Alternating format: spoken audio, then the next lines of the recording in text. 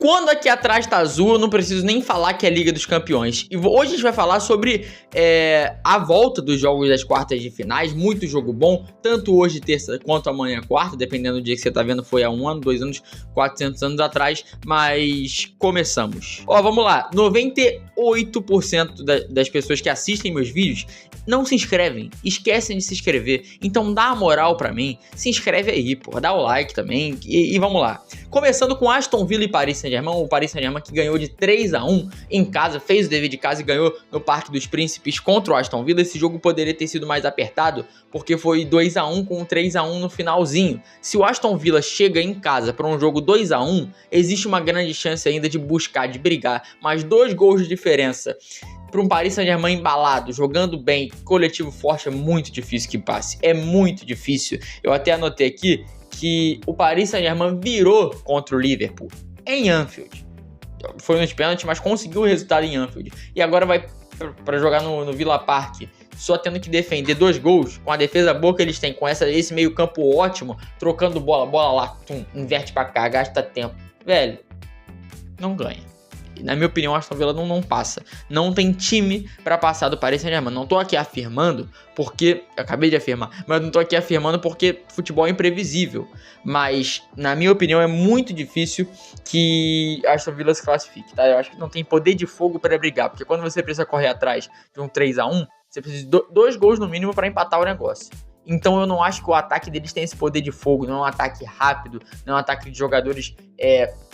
É mais cadenciado o ataque do Aston Villa, não é aquele ataque inciso. Falei bonito agora. Então acho que o Aston Villa não tem como correr atrás desse resultado.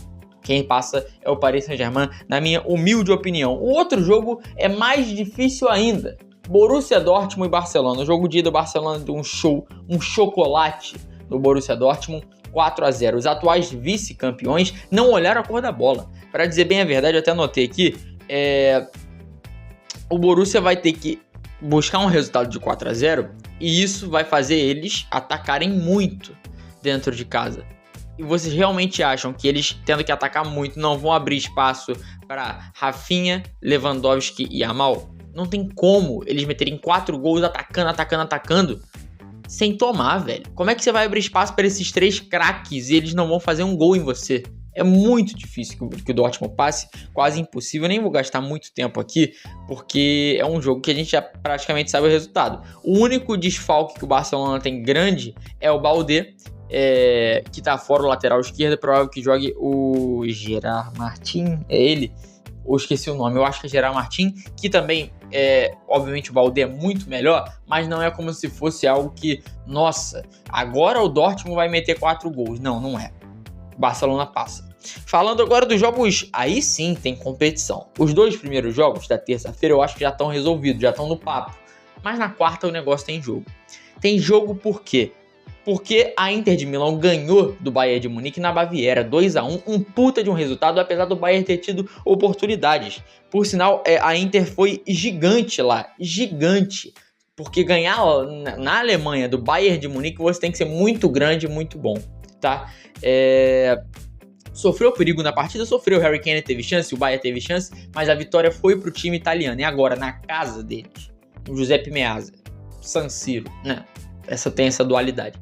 Na casa deles, é muito difícil de ganhar, porque a defesa que a Inter tem, o número de pessoas que volta, é muito sólida essa defesa e vai ser muito difícil do Bayern de Munique se classificar. A Inter tá com um passo nas semifinais porque tá com um resultado muito bom e pelo estilo que joga. Se fosse uma equipe que propõe, que não fosse tão boa defensivamente, tivesse desfalque ali, desfalque lá, eu apostaria que o Bayern de Munique tem alguma chance. Obviamente, os 2 principais laterais, o Di Marco e o Dumfries, estão fora, mas o Carlos Augusto jogou muito bem no jogo de ida e o Darmian também. Então, não acho que seja grandes baixas, principalmente para esse jogo. Tem uma defesa de 3 zagueiros, uma linha de 5 ali, contando com 2 alas e 3 meio-campistas. Isso para defender e para passar desses jogadores é muito difícil, ainda mais com eles tendo que se defender, que é o que a Inter faz de melhor.